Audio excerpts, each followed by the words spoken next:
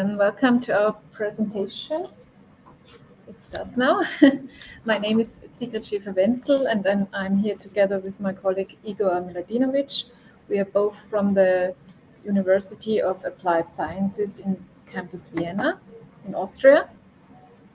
And we will now present you our approach for dealing with scalability issues, improving the scalability issues of courses we teach. So we are both from the computer science department at this university, and we primarily teach in the area of software engineering. In the talk, I will shortly introduce our problem we were faced with and our strategies we dealt with these scalability issues. So, as mentioned, we are both from the computer science area, and we are dealing with increasing numbers of students in our courses, because there is an increasing demand for students or for graduates in this area. And so our classes have more than doubled over the last 5 years. So we have more than twice as much students in our courses, but we do not have twice as many courses. So our courses were, we have more and more students in our courses, but we do not have more staff or more courses. So we had to implement strategies to deal with large classes. With online we hear well, but not in the room. So can you raise your voice, sorry, yeah, okay. or perhaps just move a little bit this way? Yeah. Okay. There is a balance between the two, but now in the room actually your voice is very soft. Okay, okay. So the main problem was that we had too many very large classes in our software engineering courses, or in all of our courses, but especially also in our courses. And we had to implement strategies to deal with these large classes, but remaining these small class feelings, because we are at a small university which is very practical. So we have a lot of practical courses in our study programs, and we wanted to keep this small class feeling, even though the classes were filled with more students. And our main strategy was that we tried to divide the tasks that are associated with teaching in our courses, so that those tasks which are essential for the nature of the course remain with the main lecturer, and that we are accompanied by junior staff or even students that take the tasks, take over the tasks that do not scale that good. These were the 5 main strategies we have implemented. So the main strategy was that we divided, so we analyzed all tasks in our courses and divided those tasks between the main lecturer, so the senior staff, and junior staff, because we had not the opportunity to double the courses, as I mentioned before. Another strategy was that we involved more and more students in teaching activities. And these are outstanding students, experienced students that help us, especially in the large first semester courses, for example. We also tried to increase the number of activities to increase activation of students. So one problem in large courses or large classes is that they tend to lead to passivity among students. So students do not participate that much, and we enrich these courses with teaching elements to activate students. We also increased reflection and personalized feedback. So we deal with learning diaries. We use learning diaries, for example, and provide personalized feedback even in the large classes. And we have blended learning implemented. We will go into each strategy to discuss it in more detail, and then also show our a summary of those teaching elements and how they scale in our courses. So the first strategy I already mentioned was, and probably the most important strategy, was that we divided the tasks between senior and junior staff. So usually at our university, we have one lecturer that teaches the whole class. At least it was 5 years ago. In this university, this was the main situation.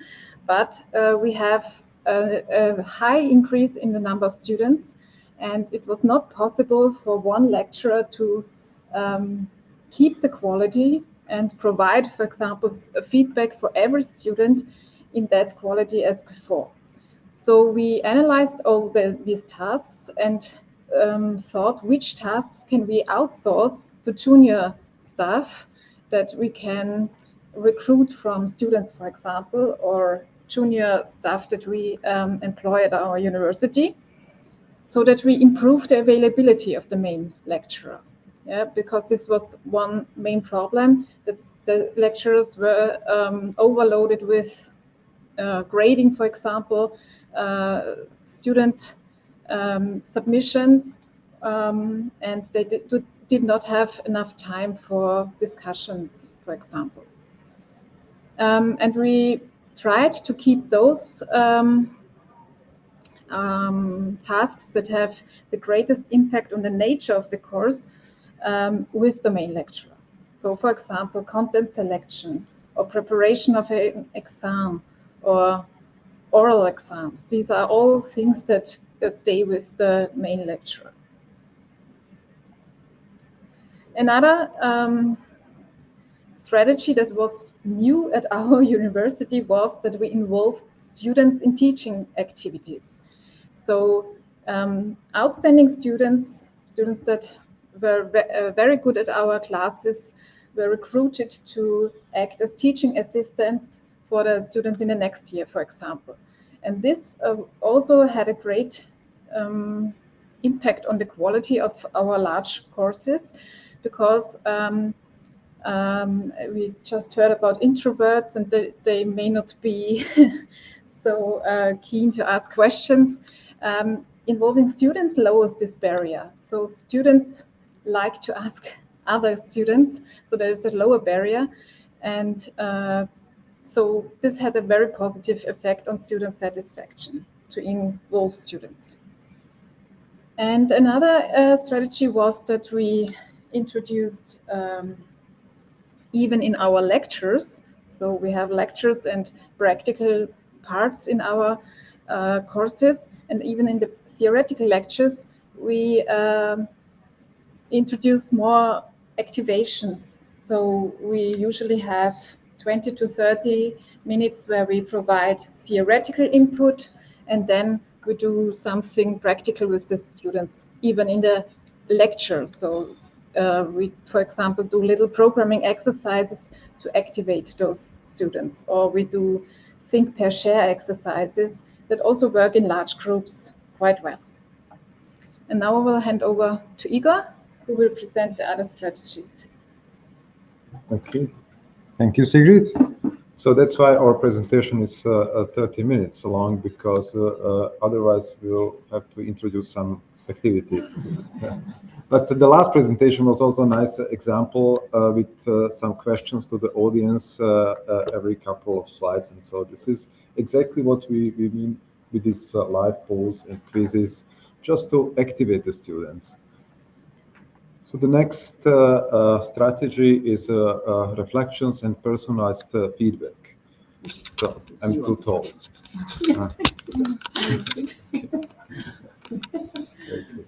Thank you. So this. Oh, it's not quite stable. It's like a magnet, but No. Okay, it's for us, as Sigrid said, for us it's important, even if you have large groups, and just to have the right relations, we have some degree programs with just about 20 or 30 students, and in our courses we are talking about 100, 120 students in a course.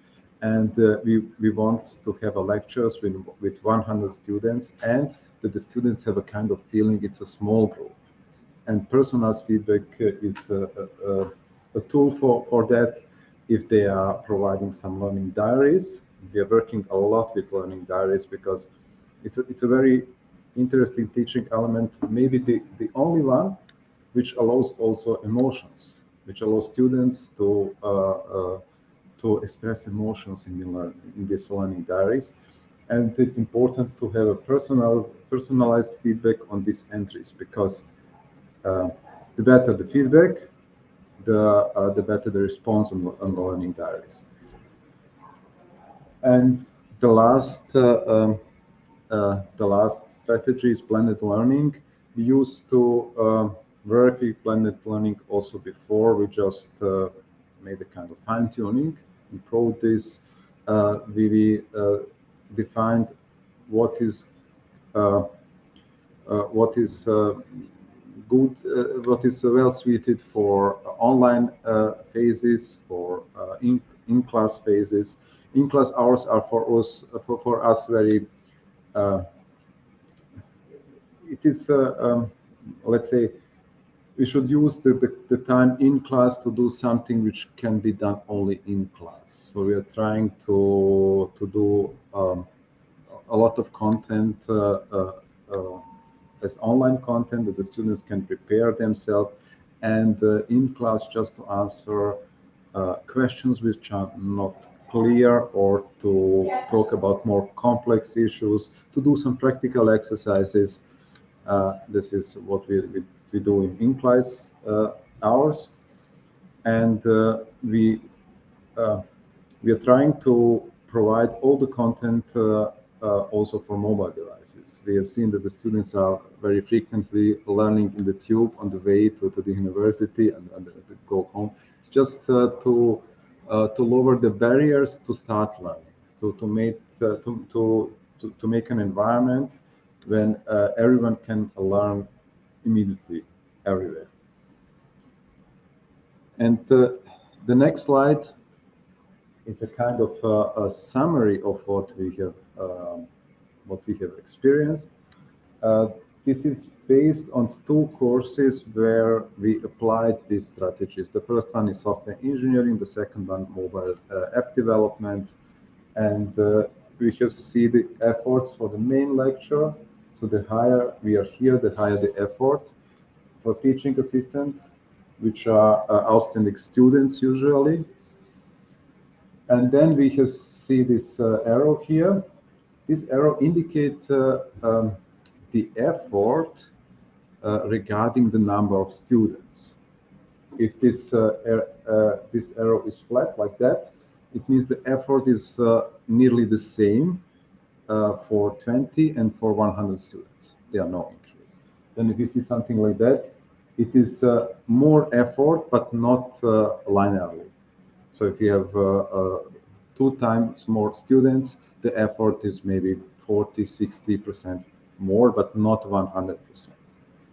An example is if you have exercises in the groups of 4 students, then if you have, just go to the edge, if you have just 4 students, then we will have one group. There is some effort from one group. If you have 40 students, we will have 10 times more students, but just 4 times more groups. So the effort will be 4 times more and not 10 times. This is not linearly increased. And the last arrow is going up. This means the effort is linear. If we have 2 times more students, the effort will be double. And for us, it was important that the tasks where the effort is linear with the number of students, that then can be done by teaching assistants. Because here we can scale very well. We can have one teaching assistant, we can have 2, 3, 4. It's not a big issue to find more outstanding students. Here, we cannot scale. We have just one person for the course, and to get another person for the same course for our let's say for our CFO, it's very difficult to, because it is internal staff of the university. This is more or less something which we cannot change, or at least not as fast. And for example, didactic concepts, the concept has to be developed for 20 or for 100 students. The effort is similar. Course content also. Hackathon, we are organizing hackathons where the students are working on a specific problem together. This is also, the scales very well. So the effort for the organization is the same. Grading is, the more students, the more effort for the grading. There's nothing we can do for that. For in-class exercises, regular coaching, we see that they can be at least partly done by the teaching assistants, and responses in online forums to have interactivity, which is to have a timely answer to some questions. This can be done by teaching assistants fully. Also, personalized feedback is done by teaching assistants. We can see some effort from main lecturer, because at the end, a main lecturer has to approve this feedback. So there is a proposal from teaching assistants, and the final goal is by main lecturer. And considering this figure, we can see that we cannot scale endless. There are some tasks which do not scale. For example, grading is mainly with the main lecturer, and this is a kind of showstopper for endless scaling. Also, all this in-class exercise, peer learning, also personalized feedback. This can be done. Regular coaching. In all these activities, main lecturers are involved. So this is not something which can work as the sky is the limit. We can work with 2,000 students in a class. It's not true. It's a kind of improvement for us, a very important improvement, because this with this approach it was possible to scale from 40 to 100 to 120 without losing quality, without losing this small class feeling, and without overload of main lecture. And the last slide concludes this presentation. As Sigrid said, the problem we have in this work is more and more students in our courses. As I always say, it's not a problem. I'm very happy that the situation is as it is, but we cannot increase the lecturers in the amount in which the students are increasing. This is the problem. And we have seen, if we do nothing, if we just go towards frontal lectures, because frontal lectures can scale very well. You have slides and you just talk about your slides, and then there is examination. Yes, it is possible, but it decreases motivations of the students. They are stopped following the lecture after 20-30 minutes, and they're just present, but not they're not actively participating in the lecture. And we just we tried to apply several techniques. Now in this presentation it was a selection of 5 of them, which we think, or which for us, they were most successful with the greatest impact on the scalability. And in the future work, we want to replicate this approach also on other courses, also on non-technical courses, and to systematically evaluate the outcomes of the impact of these methods. So now we are open for questions.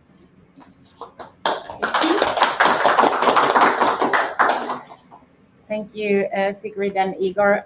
Very interesting. So to understand right, so that the next stage, what you're going to do from here on is to look at the results, if the learning outcomes improved by adding teaching assistants. Have you looked at the level of results of the students yet? Like if this new method, if it translated into better results in learning? I mean, learning outcomes, or is this something that you're going to look in the future? Okay. Would you like to answer? Yeah, we have done several evaluations, of course. So we have applied these strategies now for at least 2-3 years, and we did qualitative interviews with students and also quantitative evaluations. And it shows that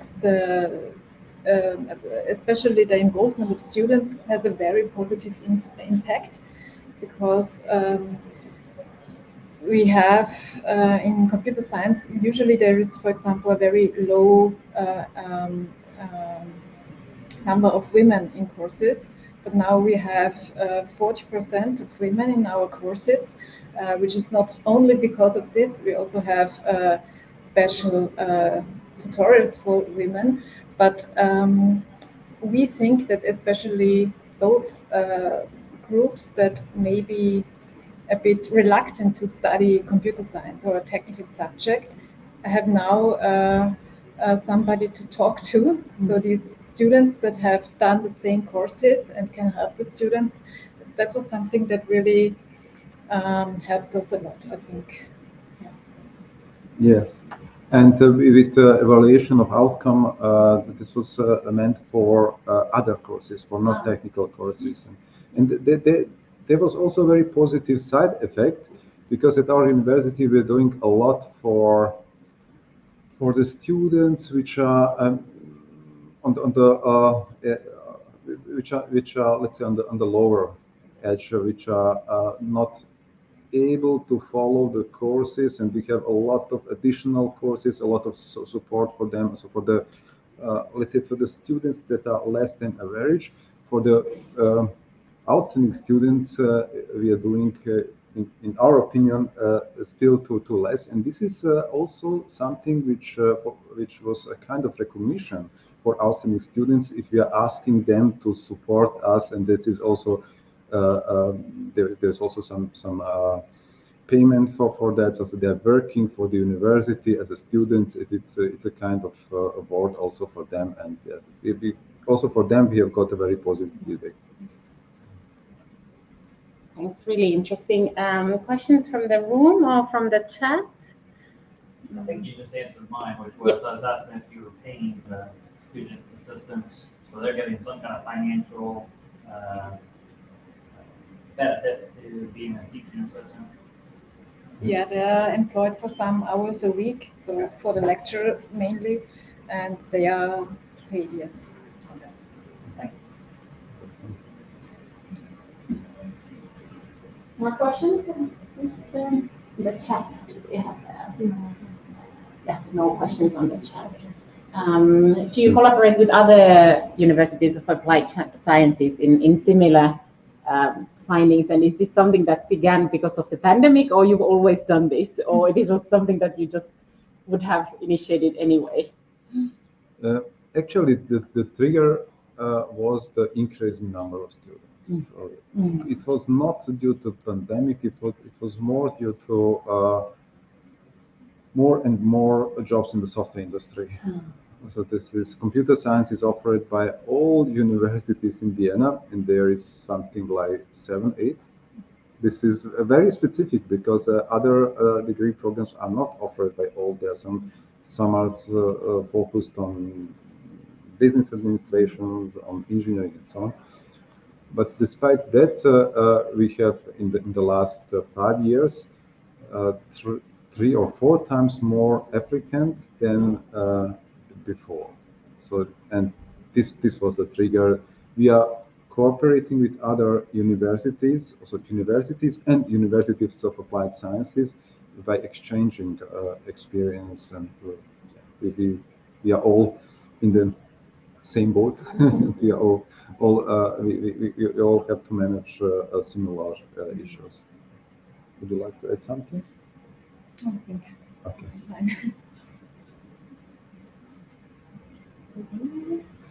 Well, then, really thanks for this great presentation and sharing from Sigrid and Igor for the session. We thank you for the insights and look forward discussing more in the next session and continue from here. Thanks so much. Thank you. Thank you.